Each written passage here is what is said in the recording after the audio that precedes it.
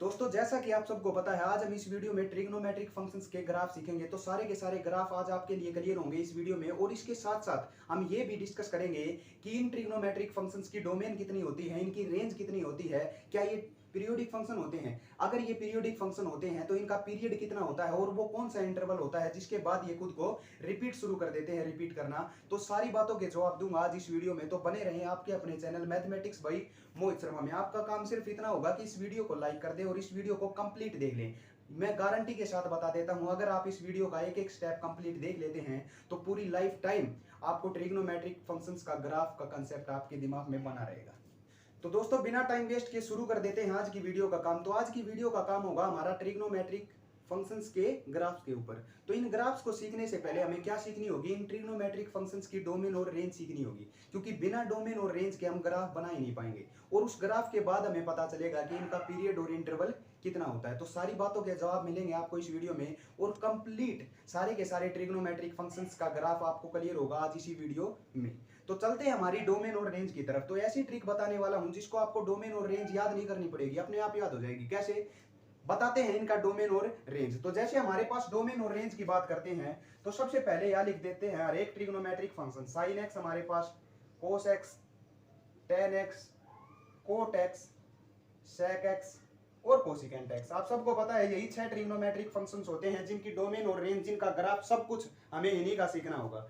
तो बात करते हैं अब इनकी डोमेन और रेंज की, क्योंकि बिना डोमेन और रेंज के हम कुछ भी नहीं कर पाएंगे। तो ये जो आपको लिए टेबल में बना रहा हूं, ये आप बेशक स्क्रीनशॉट ले लेना या अपनी कॉपी में इसको लिख लेना, क्योंकि ऐसी बेहतरीन ट्रिक बताने वाला हूं जिसके जरिए आप इनको लाइफ टाइम तक याद रख सकते हैं। कैसे करेंगे, देखो यहां लिख दो हमारे पास -1 से +1, दूसरी में भी लिख दो -1 से +1, लिख दिया। अब पहले 2 का जोड़ा, अगले 2 का जोड़ा और अगले 2 का जोड़ा, कहने का मतलब 2-2 के पेयर में हम इनको याद करेंगे। -1 से +1, दूसरा हो गया -1 से +1, सेम है दोनों। अब तीसरा और फोर्थ ये भी हमारे पास क्या होंगे, सेम होंगे, ये भी हमारे पास सेम होंगे, और लास्ट के जो 2 पेयर करेंगे वो भी हमारे पास क्या होंगे, सेम होंगे। कैसे होंगे ये सेम, देखो इनका लिख दो हमारे पास -∞ से +∞। तो इसका और इसका पेयर चलेगा, तो जो ये इसका है ये भी बिल्कुल एज इट इज इसका हो जाएगा -∞ से +∞। अब बचे लास्ट के 2 जोड़े, है ना। अब इसको क्या लिख दो, इसको लिख दो हमारे पास -∞ से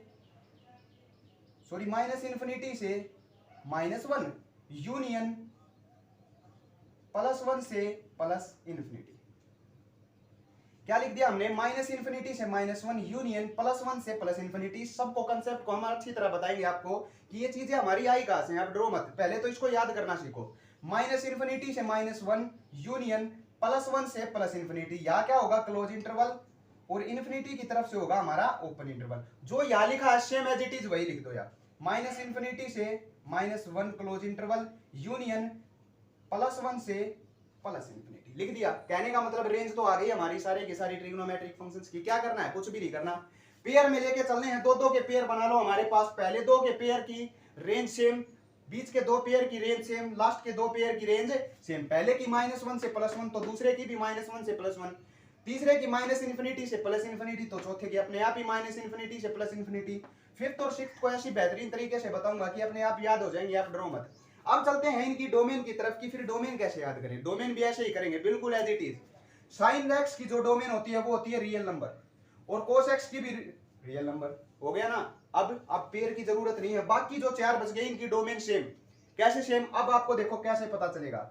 आप सबको पता है tan x क्या होता है, sin x upon cos x होता है या नहीं। अब बताओ, अगर इनकी डोमेन की बात करें तो हमने जब डोमेन रेंज का कंसेप्ट सीखा था तो आपको यह बताया था कि डिवाइड में 0 नहीं होना चाहिए कहीं, क्योंकि अगर डिवाइड में 0 हो जाता है तो वो क्या हो जाता है, हमारे पास नॉट डिफाइंड बन जाता है कोई भी फंक्शन। तो बस आपको क्या देखना होगा कि cos x 0 नहीं होना चाहिए, क्योंकि डिवाइड में तो cos x है ना।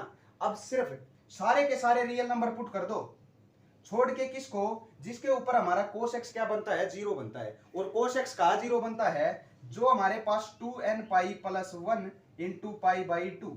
कहने का मतलब जिसके ऊपर हमारा cos क्या होता है, 0 बनता है। cos किन फंक्शनों के ऊपर 0 बनता है, जो हमारी वैल्यू ओड होती है ना उनके ऊपर ही 0 बनता है, जैसे π/2, 3π/2, 5π/2 ऐसे। तो उनको जनरली हम लिखते हैं 2n पाई +1 इंटू π/2। कोट एक्स का क्या होगा, कोट एक्स क्या होता है, कोट एक्स हमारे पास होता है cos x upon sine x, होता है या नहीं। अब इसमें ये देख लो कि हमारा साइन जीरो नहीं बनना चाहिए, और साइन जीरो कहां बनता है, इवन फंक्शनों के ऊपर, जैसे जीरो के ऊपर, पाई के ऊपर, 2 पाई के ऊपर, 4 पाई के ऊपर, 3 पाई के ऊपर, ऐसे। तो इसको क्या लिख दे, सारे के सारे रियल नंबर छोड़ के किसको, एन पाई को, एन पाई जैसे 1 पाई, 2 पाई, 3 पाई, 4 पाई, ऐसे। अब सेक एक्स क्या होता है, 1 अपॉन कोस एक्स। अब वही की वही, कोस क्या होना, क्या नहीं होना चाहिए, जीरो नहीं होना चाहिए। तो जो हमारा 10 में कोस जीरो नहीं था वो का वो यहाँ छाप दो, मतलब रियल नंबर में से घटा दो 2 N pi plus 1 into pi by 2। और कोसिकेंट एक्स क्या होता है, 1 अपॉन साइन एक्स, मतलब अब साइन वाला लिख दो, साइन वाला कौन सा, ये रहा, इसमें साइन जीरो नहीं था तो ये का ये उतार दो, रियल नंबर माइनस एन पाई। ये इसकी डोमेन हो जाएगी, ये इनकी क्या हो जाएगी, रेंज हो जाएगी। तो ये था हमारी पूरी की पूरी ट्रिक, ऐसी टेबल जिसको आपको याद करना बहुत ही इंपॉर्टेंट है। क्यों, क्योंकि इसके ऊपर ही पूरे के पूरे ट्रिग्नोमेट्रिक के ग्राफ डिपेंड करते हैं हमारे पास। तो क्या सीखा हमने, हमने इसको ऐसे सीखा कि रेंज और डोमेन हम कैसे याद कर सकते हैं। देखो रेंज के कंसेप्ट में तो हमें दो दो के पेयर बनाने होंगे, और उन दो दो की क्या होगी, रेंज हमारे पास सेम होगी।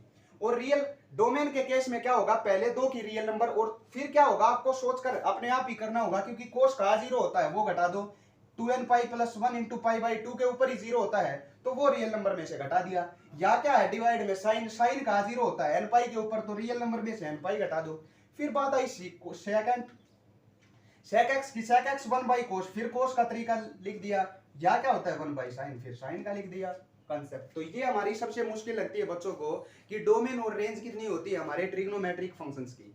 तो हमने सीख लिया कि किसी भी ट्रिग्नोमेट्रिक फंक्शंस के हमारे पास डोमेन और रेंज क्या हो सकती है। अब देखो जो हमने ये टेबल सीखी है ना, इसके ऊपर ही डिपेंड करते हैं सारे के सारे ट्रिग्नोमेट्रिक फंक्शंस के ग्राफ। तो जब हम ग्राफ करेंगे तो आपको ये पता चलेगा कि ग्राफ हमारे पीरियोडिक फंक्शंस होते हैं या नहीं। मतलब जो ट्रिग्नोमेट्रिक फंक्शन है उन ग्राफ को देखते ही आप बता देंगे कि वो पीरियोडिक है या नहीं। पीरियोडिक का मतलब क्या वो रिपीट करते हैं या नहीं खुद को कुछ इंटरवल के बाद, और वो इंटरवल भी देखेंगे जिसके ऊपर वो रिपीट करना शुरू कर देते हैं। तो बने रहे इस वीडियो में। तो जिस बच्चे ने हमारी इस वीडियो को लाइक नहीं किया वो लाइक कर दे, और इस वीडियो को जितना उसके शेयर कर दें, ताकि हर बच्चे तक इस वीडियो की नॉलेज पहुंच सके। अब सीखते हैं ट्रिग्नोमेट्रिक फंक्शंस के ग्राफ। जो हमारा मेन काम था आज की वीडियो का, वो डिपेंड करता था इनकी डोमेन और रेंज के ऊपर। तो मैंने बता दिया कि इनकी डोमेन और रेंज हम कैसे याद कर सकते हैं और कैसे ये आई है। अब बात करते हैं, देखो इसकी एक चीज रह गई ना आपकी, जो आपको थोड़ी सी मिसअंडरस्टैंडिंग या आपको कंफ्यूज कर रही है कि माइनस इंफिनिटी से -1 यूनियन प्लस इंफिनिटी 1 से ये कहां से आई है हमारे पास।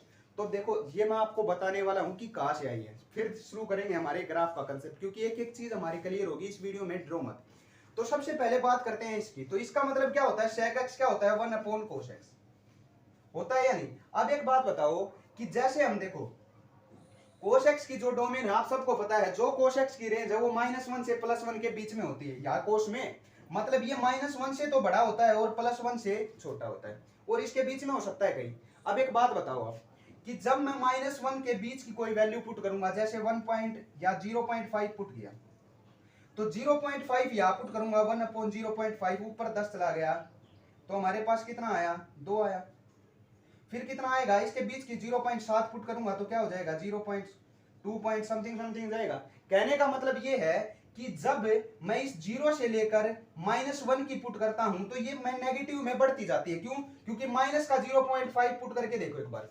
डिवाइड में जब भी चीज, देखो याद रखना, जब भी डिवाइड में क्या होती है चीज, 0 और -1 से, 0 से तो छोटी होती है और -1 से बड़ी होती है, तो ये हमारी कहा जाती है, ये हमारी नेगेटिव इन्फिनिटी की तरफ जाती रहती है। नेगेटिव इन्फिनिटी से छोटी होती है और +1 से बड़ी होती है। ऐसे चलता है ना हमारा कंसेप्ट। कहने का मतलब ये है कि जब मैं 0 से छोटी पुट करूंगा तो ये पूरी वैल्यू क्या हो जाएगी, नेगेटिव की तरफ नहीं जाती जाएगी। क्यों, माइनस का 0.5 पुट किया, तो माइनस का 0.5 नीचे पुट किया हमने, तो अब वो ऊपर सोल्व करेंगे तो माइनस का 2 आएगा। वैसे ही हम क्या करेंगे, माइनस का 0.7 पुट करेंगे तो क्या आएगा, माइनस का 10/7 आएगा। उसके बाद 0.8 पुट करूंगा तो माइनस का 10/8 मतलब 5/4 आएगा, 1 पॉइंट। तो क्या होगी, नेगेटिव इन्फिनिटी की तरफ वैल्यू नहीं जाएगी। कहने का मतलब -1 से, जब 0 से 1 -1 के बीच की पुट करूंगा तो नेगेटिव की तरफ जाती रहेगी इसकी रेंज, और -1 से क्या होगी, -1 भी कहीं आ सकती है। क्यों, क्योंकि जब हम क्या पुट करते हैं, यहाँ पे -1 पुट करेंगे तो -1/1 माइनस का बनाया ना। अब बात करते हैं 0 और 1 के बीच की, क्योंकि इसकी रेंज क्या है, -1 से +1 थी ना नीचे वाली कोष की।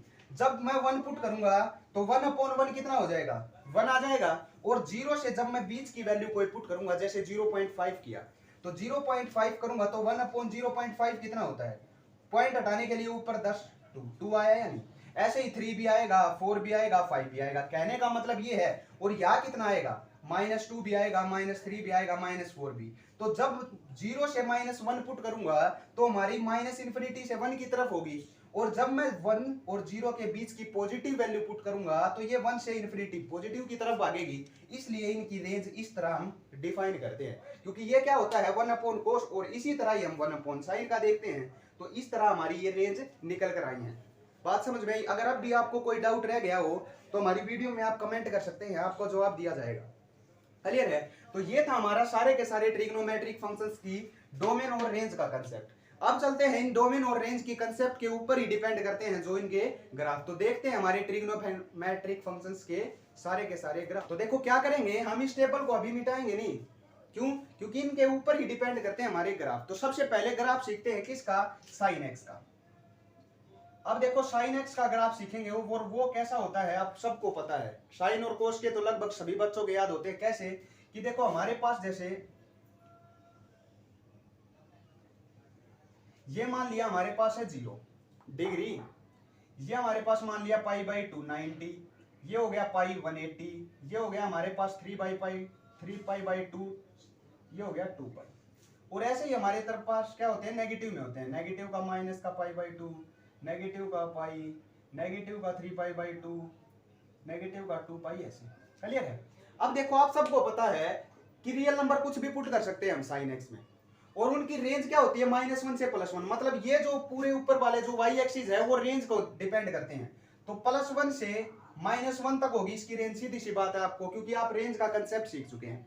अब ये बताओ कि जब मैं साइन 0 पुट करता हूं, x की वैल्यू 0 पुट करता हूं, तो साइन 0 कितना होता है, 0 ही होता है, मतलब यही पॉइंट आएगा। लेकिन जब मैं π/2 पुट करूंगा तो साइन π/2 कितना होता है, 1 होता है, यह आएगा बात। और जब मैं पाई पुट करूंगा मतलब 180, तो साइन 180 की वैल्यू 0 होती है, तो ये फिर आ जाएगा। 3π/2 पुट करूंगा, 3π/2 का मतलब क्या होता है, 270। 270 के ऊपर इसकी क्या होती है, -1 होती है, तो वो यहाँ आ जाएगा। और फिर पुट करूंगा 2π, 360, 360 के ऊपर भी 0, तो यहाँ आ जाएगा। अब इन पॉइंट्स को ज्वाइन कर दो। इन सारे पॉइंट्स को हमने क्या कर दिया, ज्वाइन कर दिया। तो ऐसे चला ना कुछ। और इसी तरह ही हमारे नेगेटिव में चलेगा, -π/2 के ऊपर -1, यहाँ पर 0, यहाँ पर +1, यहाँ पर -1, ऐसे चलेगा। तो ये हमारा ग्राफ आ गया किसका, साइन एक्स का। क्या आया हमारे पास ग्राफ, साइन एक्स का। अब एक बात बताओ मुझे, जैसे कि आपको ग्राफ दिख रहा है बिल्कुल एज इट इज, क्या किया, साइन 0 की वैल्यू 0, साइन 90 की वैल्यू 1, साइन 180, पाई की वैल्यू 0, 3π/2 की -1, 2π की फिर 0। तो ऐसे ही ग्राफ घूमा और ऐसे ही नेगेटिव में घूम जाएगा। अब एक बात बताओ, पीरियोडिक फंक्शंस कौन से फंक्शन होते हैं जो कुछ इंटरवल के बाद खुद को रिपीट करना शुरू कर देते हैं, अब एक बात बताओ, अब ये 2π आ गया, 0 और 2π, इसके बीच में देखो ये घुमा ना।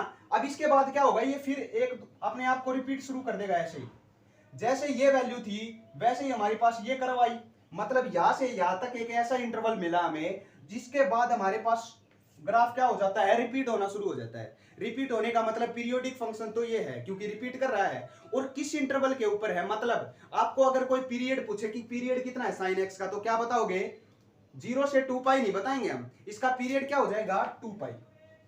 तो पीरियड ऑफ साइन एक्स अगर कोई पूछे तो कितना आता है, 2π।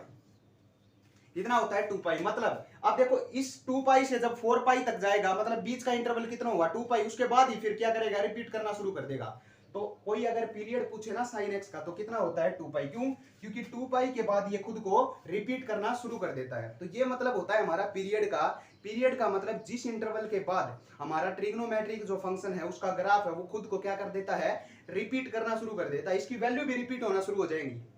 2π प्लस कुछ करूंगा ना मैं, वो प्लस का 1 आ जाएगा। देखो 2π में 90 ऐड करूंगा मैं, मतलब 360 में 90, 360 में 90 का मतलब होता है 450 डिग्री। 450 डिग्री करूंगा ना तो उसकी वैल्यू 1 ही आएगी, रिपीट होना शुरू हो गई ना। तो इसलिए हम इस ग्राफ को क्या बोलते हैं, पीरियोडिक फंक्शंस बोलते हैं। और इनका पीरियड कितना होता है, 2π। सबका नहीं होता, साइन का होता है। अब बात करते हैं कोस के, अपने आप समझते चलोगे। तो अब बात आ जाओ कोस एक्स के ऊपर। तो कोस एक्स के ऊपर करेंगे तो देखो पॉजिटिव के बना देते हैं हमारे पास, ठीक है। अब देखो इसका ग्राफ ये होता है 0, ये होता है ऐसे π/2, यहाँ पर वही पाई, यहाँ पर क्या होता है 3π/2, यहाँ पे 2π, और नेगेटिव में भी इसी तरह चलते हैं। अब एक बात बताओ कि जब बात करते हैं कोस एक्स की, तो जब मैं 0 पुट करता हूं तो कोस 0 की वैल्यू कितनी होती है, 1 होती है ना। यहाँ पे लिख दो प्लस का 1, या लिख दो माइनस का 1। तो जब मैं 0 पुट करता हूं तो इसकी वैल्यू प्लस का 1 आती है। फिर बात करते हैं π/2 की, मतलब 90 पुट करता हूं तो कोस 90 कितना होता है 0, तो वहां 0 आ जाती है। पाई कितना होता है 180, कोस 180 की वैल्यू होती है -1 -1, तो वो यहाँ आ जाएगा -1। 3π/2 270, मतलब ओड फंक्शन है, अभी बताया था कि ओड फंक्शन के ऊपर हमारी वैल्यू क्या होती है 0 होती है। मतलब π/2 3π/2 उसके बाद 5π/2 इनके ऊपर क्या होती है वैल्यू 0 होती है, यहाँ भी 0 होगी। और 2π के ऊपर क्या होती है पॉजिटिव का 1, पॉजिटिव 1 यहाँ होगा।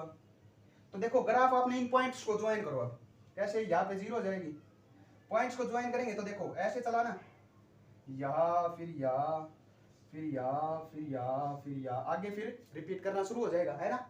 कैसे, तो अब बात देखो अब ध्यान से, यह मैंने ग्राफ ऐसे ही क्या होगा नेगेटिव की तरफ चलेगा ना। अब एक बात बताओ 0 यहाँ 1 है और उसके बाद देखो यहाँ फिर 1 आ गया, मतलब ये एक ऐसा इंटरवल था जिसमें वैल्यू रिपीट नहीं हुई, यहाँ आकर रिपीट होना शुरू होगी, है ना। कहने का मतलब इसका ग्राफ भी क्या है 2π के ऊपर ही डिपेंड करता है, 2π के बाद ही रिपीट होना शुरू हुई ना। तो इसका भी अगर कोई पीरियड पूछे, ये भी पीरियोडिक फंक्शन है, तो इसका भी अगर कोई पीरियड पूछे तो इसका पीरियड क्या हो जाएगा वही 2π। कितना पीरियड हो जाएगा 2π। तो ये था ग्राफ हमारा sin x का, और ये ग्राफ आ गया किसका cos x का।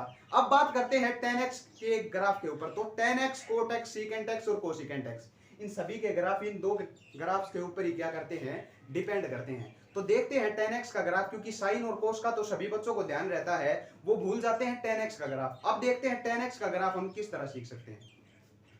तो यही एक बार डिस्कस करते हैं tan x के ग्राफ को, या इनको मिटा लो, ये आपको क्लियर है ना। ये आपके पास क्या हो गया, अब इनको मिटा दे, चलो रहने देते हैं, क्योंकि इनके ऊपर हमारे सीकेंट और कोसिकेंट के ग्राफ डिपेंड करते हैं। तो क्या कर लेते हैं, यही एक बार सीख लेते हैं इसी जगह में, आप ध्यान देना अच्छी तरह से। जैसे हमारे पास अब बात आ गई tan x के ग्राफ की, किसकी tan x के ग्राफ की। तो tan x का ग्राफ सीखने के लिए वही क्या होगा, या 0 या π/2, या हमारे पास पाई, या 3π/2, या हमारे पास 2π, ऐसे ही चलेगा ना। क्लियर है बात, इस तरफ ही नेगेटिव में ऐसे ही। अब एक बात बताओ, जब बात करते हैं tan x की, तो अब देखो सबसे इंपॉर्टेंट चीज आ चुकी है, अब आप ध्यान देना थोड़ा हद ज्यादा। tan x की बात करते हैं तो क्या होता है sin x upon cos x, मतलब cos x जहां 0 होता है वहां ये फंक्शन नॉट डिफाइंड बन जाता है, और cos x कहां 0 होता है 90 के ऊपर 3π/2 के ऊपर। तो यहां पर जो वैल्यू है यहाँ पर नॉट डिफाइंड हो जाता है। नॉट डिफाइंड का मतलब ये होता है कि tan x क्या हो जाता है टेंड्स टू इन्फिनिटी, इन्फिनिटी की तरफ जाता रहता है। tan 0 की जब मैं वैल्यू पुट करता हूं, 0 कितना होता है tan 0 भी 0 होता है, मतलब यहाँ होगा tan 0। क्लियर है। और एक बात बताओ, अब जब मैं जैसे जैसे 90 की तरफ जाऊंगा ये ग्राफ क्या होगा इन्फिनिटी की तरफ जाता नहीं रहेगा। क्यों, क्योंकि इन्फिनिटी तक जाएगा तभी तो हम नॉट डिफाइंड कहेंगे यहाँ के इस ऊपर। नॉट डिफाइंड का मतलब कोई वैल्यू नहीं है। तो जैसे जैसे मैं इसकी वैल्यू बढ़ाता रहूंगा ये 90 की तरफ जाता रहेगा, ऐसे ही जाता रहेगा, ये इसको टच नहीं करेगा। क्यों, क्योंकि ये नॉट डिफाइंड की वैल्यू है, ऐसे जाता रहेगा और जाता जाता क्या पता इन्फिनिटी तक चला जाएगा। क्लियर है। और ये इसका दूसरा एंड नेगेटिव की तरफ, देखो या क्या होगा नेगेटिव का π/2, या भी तो 0 होता है, तो ये नेगेटिव की तरफ ऐसे जाता रहेगा, ऐसे। क्लियर है। तो ये हमारा ग्राफ होता है किसका tan x का। ऐसे ही फिर बात आएगी पाई की। क्यों, पाई की भी तो बात आएगी। देखो 3π/2 के ऊपर भी क्या होता है हमारा ये ग्राफ है नॉट डिफाइंड की तरफ जाएगा। नॉट डिफाइंड का मतलब 3π/2 के ऊपर भी cos x की वैल्यू 0, तो मतलब ये नॉट डिफाइंड की तरफ। तो जैसे जैसे हम पाई के ऊपर भी 0 होता है, क्योंकि sin 180 की वैल्यू 0, अगर ये 0 हो गई हमारे पास तो पूरा फंक्शन 0, तो यहाँ भी 0। और जैसे जैसे मैं 3π/2 की तरफ जाऊंगा ये ग्राफ इन्फिनिटी को टेंड्स करता रहेगा, और ऐसे ही नेगेटिव की तरफ। क्लियर है। और ऐसे ही फिर 3π/2 के बाद कहा आएगा 5π/2। अब एक बात बताओ, ये ग्राफ सीखा हमने, अब इसमें कहा रिपीट हो रहा है ये फंक्शन, अब ये फंक्शन 2π पर रिपीट हो रहा है नहीं, जैसे ही हम 0 से पाई पर जा रहे हैं ये फंक्शन अपने आप को क्या कर रहा है, रिपीट कर रहा है। इसके बाद ये फिर वैसा ही आएगा, मतलब पाई तक इसका पीरियड होता है। कहने का मतलब ये है कि अगर कोई 10x का आपसे पीरियड पूछे तो वो पीरियड कितना होता है, 10x का पाई कितना होता है, पाई। ये नहीं कहेंगे कि 0 से पाई, क्यों, क्योंकि इस पाई से जब 2 पाई पे जाऊंगा तो फिर रिपीट हो जाएगा, मतलब 2 पाई में से पाई गया पाई। तो साइन और कोस का कितना होता है हमारे पास पीरियड, 2 पाई। और 10x और आगे चलकर जब कोट x का देखेंगे तो उसका भी पीरियड कितना होता है, पाई। क्लियर हुआ। तो ये ग्राफ था हमारा किसका, 10x का, जिसको बड़ी इजी वे से हमने देख लिया। तो अगर अब भी कोई डाउट रह गया तो आप कमेंट कर सकते हैं, आपका डाउट क्या किया जाएगा, क्लियर किया जाएगा। तो अब चलते हैं इसके साथ कोट x के ग्राफ के ऊपर। तो अब इसको मिटा लेते हैं 10x को, क्योंकि हमारे पास जगह थोड़ी कम है। तो 10x को क्लियर है ना, अब इसको आप स्क्रीनशॉट भी ले सकते हैं। तो चलते हैं अब कोट x की तरफ।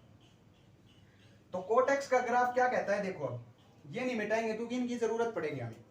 अब बात करते हैं कोट x की ग्राफ की।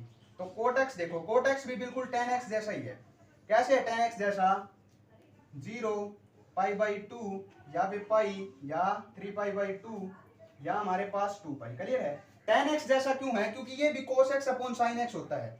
लेकिन हमें इसमें क्या देखना होगा कि sin x 0 जहां होगा ना वहां हमारा ग्राफ टेंड्स करेगा इनफाइनाइट को, या नॉट डिफाइंड हो जाएगा।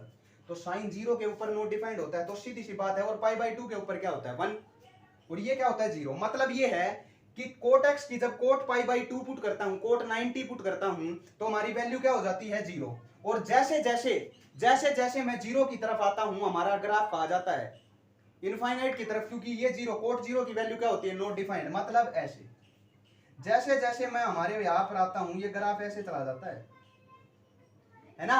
क्यों, क्योंकि कोट 0 की वैल्यू क्या होती है, नॉट डिफाइंड। नॉट डिफाइंड का मतलब जहां साइन 0 होगा वहां ये पूरा क्या होगा, नॉट डिफाइंड, ऐसे घूमेगा। और पाई भी हमें पता है क्या होता है, 0 होता है। तो पाई के ऊपर भी ये क्या हो जाएगा, नॉट डिफाइंड।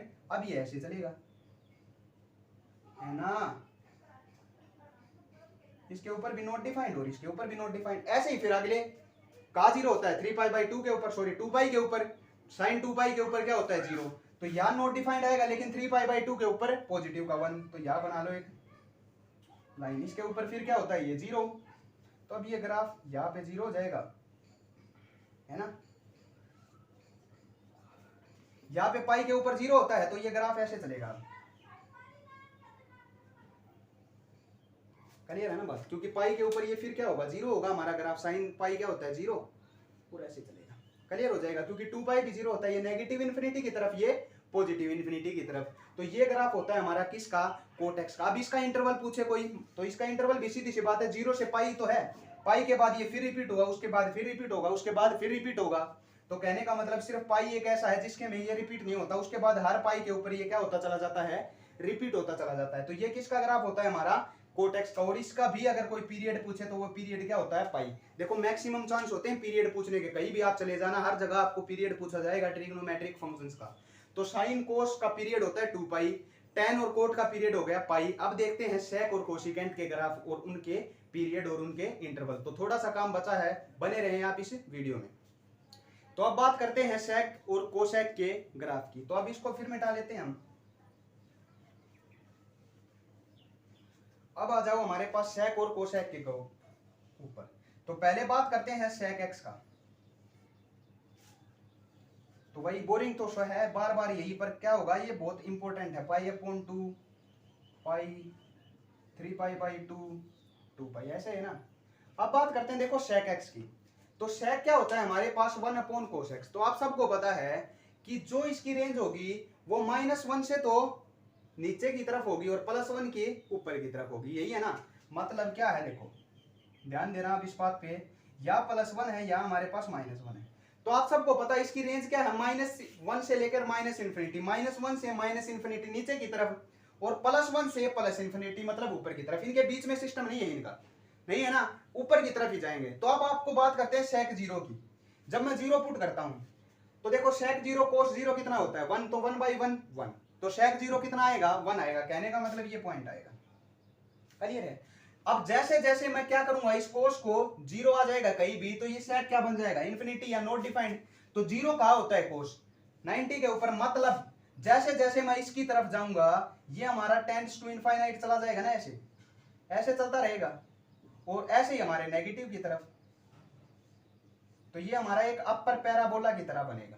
बात समझ में आई? कहने का मतलब ये है जीरो के ऊपर तो इसकी वैल्यू क्या होगी 1, लेकिन जैसे जैसे मैं π/2 की तरफ जा रहा हूं हमारा ग्राफ देखो नीचे नहीं आएगा ये, क्यों? क्योंकि इसकी रेंज +1 से ऊपर होती है, -1 से नीचे होती है। क्लियर है? जैसे जैसे π/2 की तरफ जाऊंगा ये ग्राफ नॉट डिफाइंड यानी इन्फिनिटी को टेंड्स करेगा, और ऐसे ही -π/2 की तरफ ये टेंड्स करेगा। अब नीचे की तरफ भी बनेगा देखो ये ग्राफ कैसे, आप सबको पता है cos x और का 0 होता है। देखो π/2 के ऊपर तो 0 हो गया, अब जैसे 0 होता है वैसे ही 3π/2 या π/2 के ऊपर cos क्या होता है 0। मतलब एक ऐसी वैल्यू देखो जिसके ऊपर ये नेगेटिव होता है। cos नेगेटिव कहाँ होता है? cos नेगेटिव होता है हमारे पास 180 के ऊपर, मतलब पाई के ऊपर होता है ना या। तो अब यहाँ क्या होगा, cos 180 क्या होता है -1, तो यहाँ आ गया देखो एक पॉइंट या। क्लियर है? अब जैसे जैसे ये π/2 की तरफ जाएगा ऐसे, इसको नीचे करो, ये क्या होगा इन्फिनिटी की तरफ जाता रहेगा ऐसे, और ऐसे ही जब मैं 3π/2 की तरफ जाऊंगा तो ये फिर एक इन्फिनिटी को टेंड्स करेगा, तो ऐसे हमारा ग्राफ ये ड्रा होता है, और ऐसे ही फिर पाई के बाद 2π पे। लेकिन क्या होता है अब ये रिपीट किसके इंटरवल के बाद हो रहा है? देखो 0 2π फिर पाई, देखो ये रिपीट नहीं है, ये तो पॉजिटिव है ये नेगेटिव है, मतलब ये पाई के बाद अब रिपीट शुरू होगा। क्यों? 3π मतलब जब 2π की बात करेंगे तो ये ऊपर जाके फिर क्या करेगा अपने आप को रिपीट, उसके बाद मतलब हर एक पाई के बाद ये अपने आप को क्या करेगा रिपीट शुरू कर देगा। ये पूरी की पूरी एक फिगर है, ये मत देखना ये पॉजिटिव वाला ये नेगेटिव, आगे चलकर फिर पॉजिटिव आएगा फिर नेगेटिव आएगा। कहने का मतलब हर एक पाई के बाद ये खुद को रिपीट करना शुरू कर देगा। तो ये किसका ग्राफ था? सेक का। अब आपको पता है सेक किसका अपोजिट होता है? कोस का। देखो मैंने ये दो ग्राफ क्यों एज इट इज रखे थे आपके लिए, वो काम आप करेंगे। सेक किसका होता है अपोजिट? कोस का ना। कोस का ग्राफ क्या था? देखो ये रहा कोस का ग्राफ, देखो ये नीचे की था, तो ये हमने क्या कर दिया बिल्कुल। अब ये क्या होगा आगे चलकर कोस के ग्राफ में ऐसे ही होगा, ऐसे ही होगा ना कोस का ग्राफ। अब ये देखो नीचे की तरफ था, इसको अपोजिट कर दो, बिल्कुल ऊपर मोड़ दो, तो ऊपर मोड़ेंगे तो ऐसे मोड़ते ये नहीं आएगा। ये नीचे की तरफ था, इसको नीचे मोड़ दो तो ये नहीं आएगा, उसके बाद ऐसे नीचे। मतलब जो ये ग्राफ था इसका बिल्कुल ये अपोजिट कर दिया, उल्टा पलट दिया हमने। पलट दिया या नहीं? देखो पाई के ऊपर ये ऊपर की तरफ था ना, पाई से ये नीचे की तरफ हो गया, हो गया या नहीं? मतलब जैसा का जैसा ग्राफ हमारा कोस एक्स का था उसको अगर मैं अपोजिट कर देता हूं तो वो किसका बन जाता है? सेक का। क्योंकि आप सबको पता है कोस सेक किसका अपोजिट होता है? कोस का। अब उसी तरह कोसेक का ग्राफ बनाएंगे, जैसा साइन का होता है ना उसको क्या करेंगे पलटेंगे, तो वो किसका बन जाएगा? हमारा कोसेक का।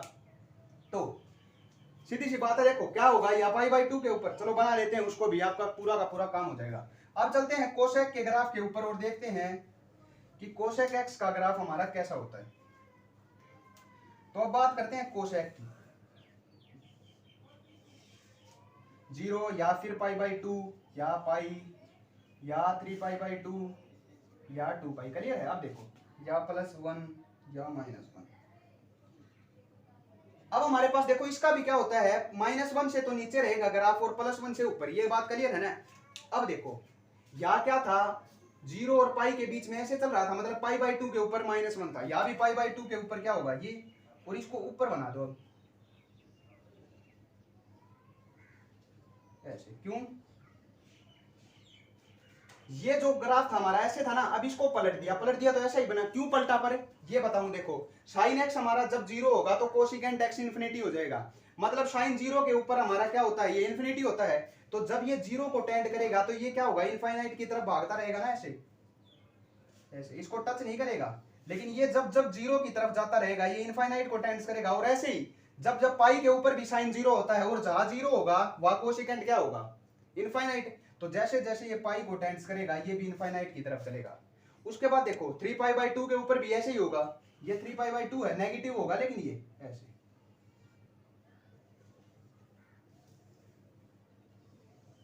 ये इसकी तरफ टेंड्स करता रहेगा और ये इसकी तरफ टेंड्स करता रहेगा। क्यों? क्योंकि 3/π/2 के ऊपर नेगेटिव का 1 होता है, कौन? Sine x. तो ये भी हमारा कोसिकेंट भी नेगेटिव का 1 हो जाएगा, और जैसे जैसे पाई की तरफ जाएगा ये खुद नॉट डिफाइंड की तरफ जाएगा, और जैसे जैसे 2π की तरफ जाएगा ये नॉट डिफाइंड की तरफ जाएगा। अब एक बार साइन का ग्राफ देखो, 0 से पाई के ऊपर ये नीचे था, या भी 0 से π/2 के सॉरी पाई, या भी क्या है इसके तरफ ऊपर है। जैसे कि जैसे ये था इसको क्या कर दिया? ऊपर पलट दिया। जैसे कि जैसे ये था इसको भी नीचे पलट दिया ऐसे ही। तो ये क्या होगा? ऐसे ही हमारा अपोजिट होता है। तो अब इसका भी देखो 0 से पाई के ऊपर ही डिपेंड किया ना, है ना? 0 से पाई नहीं सॉरी 0 से 2 पाई, क्योंकि ये भी एक पूरा इंटरवल है। तो इसका सेक और कोसेक का पीरियड क्या होता है 2 पाई, किसकी तरह, साइन की तरह। साइन का जो पीरियड है 2 पाई वही किसका होता है, कोसिकेंट का। कोस का जो पीरियड है वही किसका होता है, सीकेंट का। टेन का जो पीरियड है वही किसका होता है, कोट का। तो साइन और कोस का 2 पाई था, तो ऐसे ही सेक और कोसेक का क्या आ गया पीरियड 2 पाई। टेन का पाई था तो कोट का भी क्या आ गया, पाई। क्लियर है। तो ये थे हमारे सारे के सारे ट्रिग्नोमेट्रिक फंक्शंस के ग्राफ, उनकी डोमेन, उनकी रेंज, उनका पीरियड, उनका इंटरवल। और आपको ये भी पता चला ग्राफ के जरिए कि जो भी ट्रिग्नोमेट्रिक फंक्शंस होते हैं वो सारे पीरियोडिक फंक्शन होते हैं। पीरियोडिक फंक्शंस कौन से फंक्शन, जो कुछ इंटरवल के बाद खुद को क्या कर देते हैं, रिपीट करना शुरू कर देते हैं। और कैसे रिपीट करते हैं वो आप सबको पता चल गया, इनका पीरियड क्या होता है वो आप सबको पता चल गया। तो अगर वीडियो अच्छी लगी हो तो इस वीडियो को लाइक कर दे, और जितना उसके इस वीडियो को क्या कर दें, शेयर कर दे, ताकि हर बच्चे तक इसकी नॉलेज पहुंचे। क्यों, क्योंकि अब हम अगली वीडियो में इनवर्स ट्रिग्नोमेट्री शुरू करने वाले हैं, और इनवर्स ट्रिग्नोमेट्री शुरू करते ही हमारे ये ग्राफ काम आएंगे। तो इसीलिए आपके लिए 12th क्लास का जो इनवर्स ट्रिग्नोमेट्री था उससे पहले ये वीडियो अपलोड की। क्यों, क्योंकि अगर ये आपने नहीं सीखी तो आपको इनवर्स ट्रिग्नोमेट्री समझ में कम आएगा। क्लियर है। तो मिलते हैं अब नेक्स्ट वीडियो में इनवर्स ट्रिग्नोमेट्री के साथ।